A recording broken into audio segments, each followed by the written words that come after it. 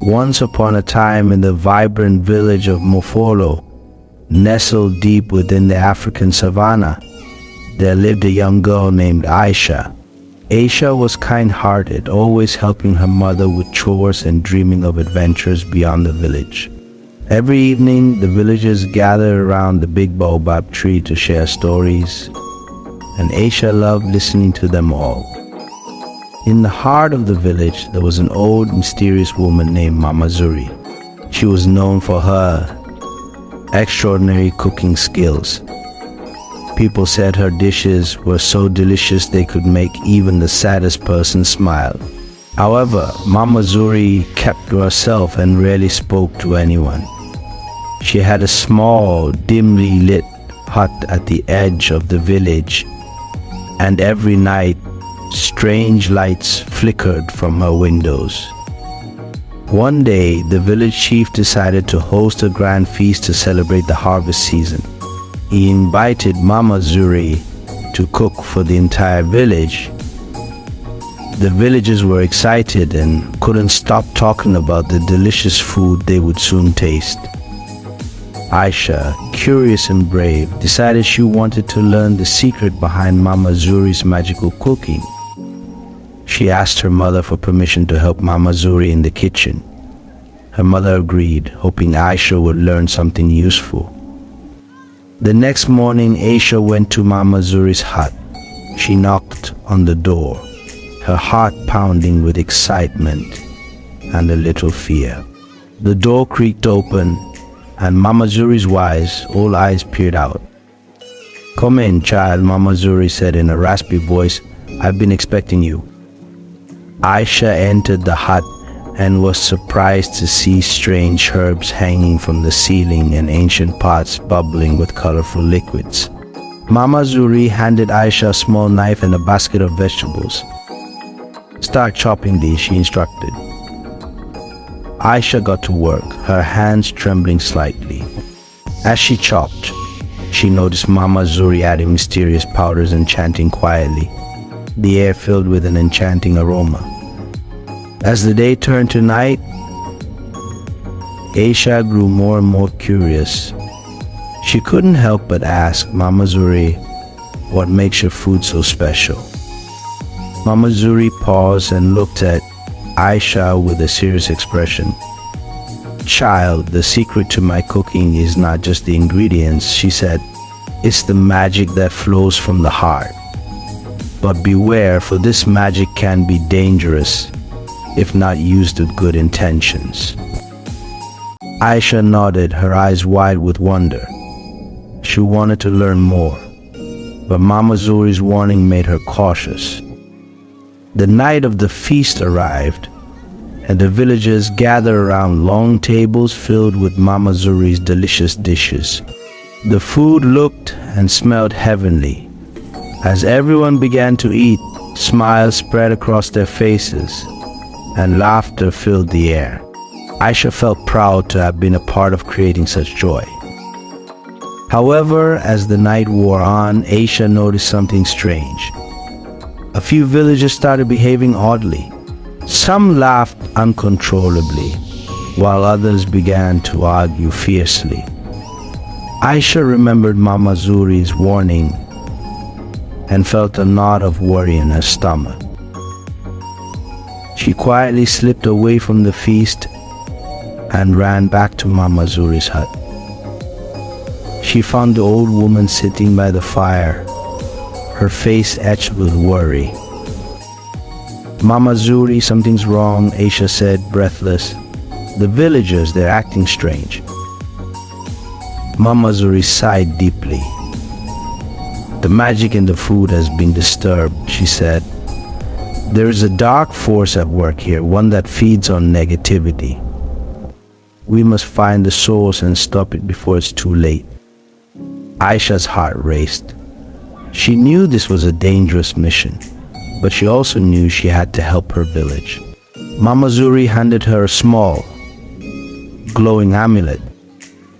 "This will protect you," she said. "We must go to the heart of the forest where the dark force resides." Together they ventured into the forest, the night growing darker and more ominous with each step. Strange noises echoed around them, and the trees seemed to whisper secrets. Aisha clutched the amulet tightly, drawing strength from its warm glow. They finally reached a clearing where an ancient, twisted tree stood. At its base, a dark, swirling mist rose from the ground. Mama Zuri began to chant, her voice strong and clear. The mist hissed and recoiled, but it did not vanish. Aisha felt a surge of courage. She stepped forward and raised the amulet high. It shone brighter and brighter, cutting through the darkness. The mist shrieked and began to dissipate. But Aisha knew it wasn't over yet. And thus, Aisha's journey to uncover the truth behind the mystical cook's secret had only just begun. The dark force was weakened, but not defeated. Aisha and Mama Zuri knew they had to continue their quest to protect their village from the lurking evil that threatened their peace. Aisha and Mama Zuri stood in the clearing, the dark mist retreating but not entirely gone. Mama Zuri's chants grew louder and more intense, filling the air with a powerful energy. Aisha, holding the glowing amulet, felt a deep resolve within her. She knew they had to find the source of the dark force to save their village. "Stay close, child," Mama Zuri said, her voice steady. "We must find the heart of this darkness and cleanse it." They ventured deeper into the forest, guided by the amulet's light. The trees seemed to close in around them, and eerie whispers filled the air. Suddenly they came upon a hidden cave, its entrance covered in thick vines. The amulet's glow intensified, illuminating the darkness within. "This is it," Mama Zuri whispered. "The source of the dark force lies within." Taking a deep breath, Aisha stepped into the cave, Mama Zuri following closely behind. Inside, the air was thick and heavy, and strange symbols adorned the walls. At the center of the cave, a large cauldron bubbled with a sinister, dark liquid. "This is the source," Mama Zuri said, her voice filled with determination. "We must destroy it." As Mama Zuri began chanting again, Aisha noticed something moving in the shadows. From the darkness emerged a figure cloaked in black, its eyes glowing with a malevolent light. "You cannot defeat me," the figure hissed. "I am the embodiment of all the negative emotions in your village." Aisha felt a chill run down her spine, but she stood her ground. "We will not let you harm our village," she declared, raising the amulet. The figure laughed, a sound that echoed eerily in the cave. "You think a simple amulet can defeat me?" it sneered. Mama Zuri's chant grew louder, filling the cave with a bright, cleansing light. Aisha, drawing strength from the amulet, stepped forward and pointed it at the figure. The light from the amulet intensified, enveloping the dark figure. "No!" the figure screamed, writhing in pain. "This cannot be." With one final burst of light, the figure dissolved into nothingness, and the dark liquid in the cauldron evaporated.